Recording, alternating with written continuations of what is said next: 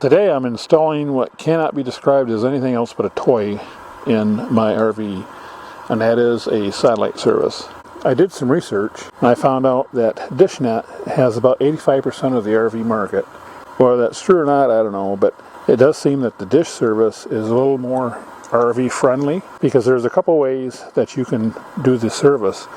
Number one is if you do not have satellite at home, you can get a no contract service for between $30 and $50 or so a month, and you basically pay for it up front for how many months you want and without any connect or disconnect fee.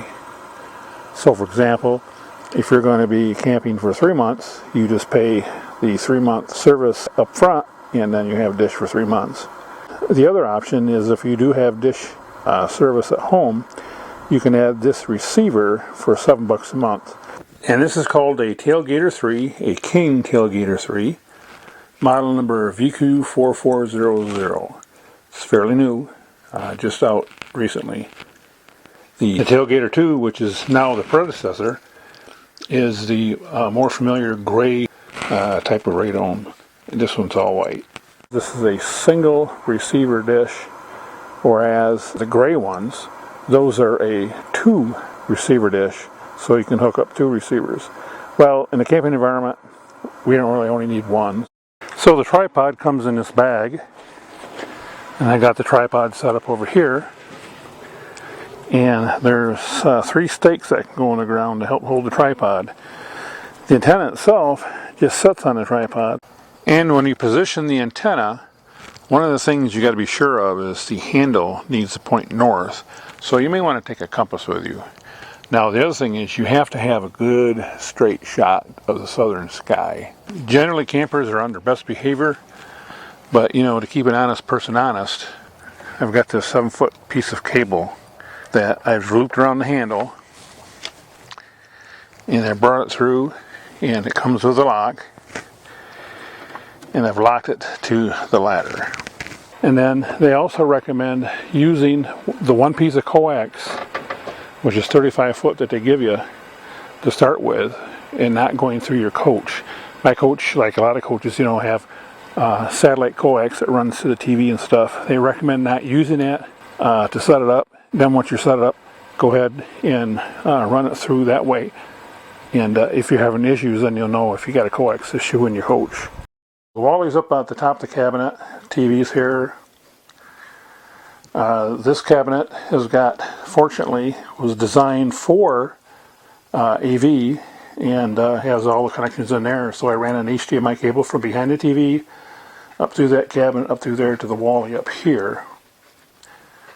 Everything's working so far. It found 3 satellites. Now we're downloading the updates to the receiver. So I think when this is done, all I'm going to have to do is call Dish and get the thing activated. And then, if luck will be with me, I can plug it into the satellite port on the RV. Because right now, the satellite coax snaking out through the screen door and then out to the satellite outside. And that way I'm ruling out any wiring issues. And when you wire up your satellite receiver, always use good coax, because I've had issues in my home system if the coax was not up to snuff. So this here is Quad Shield RG6, 3 gigahertz. Probably doesn't need quite that much, but you know, it doesn't hurt. And it was around $6, 6 foot at Home Center. And we're going to run this between the Wally receiver up there and the satellite coax that goes out to the outside.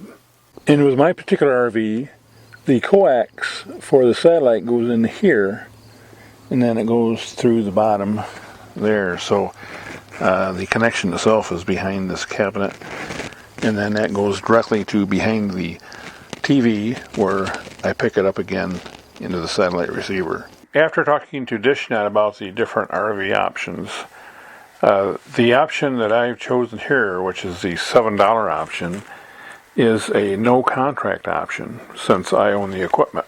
So that means I can activate the receiver for only the months that I want it, And I do not incur any connect or disconnect charges. So $7 a month to add on to your home service for just those months you want, and that's pretty good.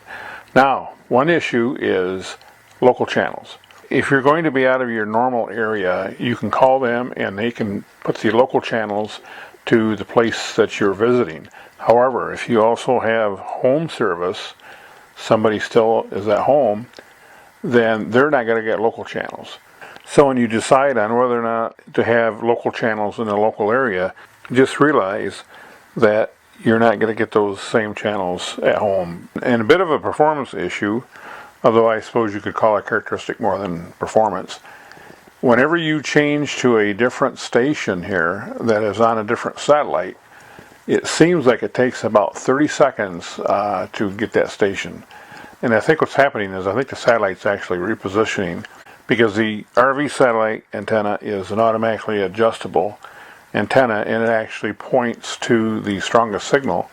So if you're going to a channel on a different satellite, then it's going to re-home to that channel and you may lose signal for a couple minutes. So no big deal as long as you know that that's what's happening.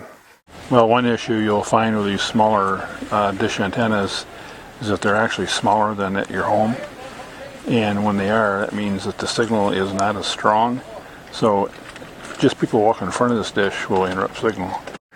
And this is what the carrying bag looks like when I have the antenna put into it. It is nice and padded here, so it does provide some protection. There is some space for the cables as well as other accessories if you want. And you notice here it has a single F connector where the gray one has a double connector.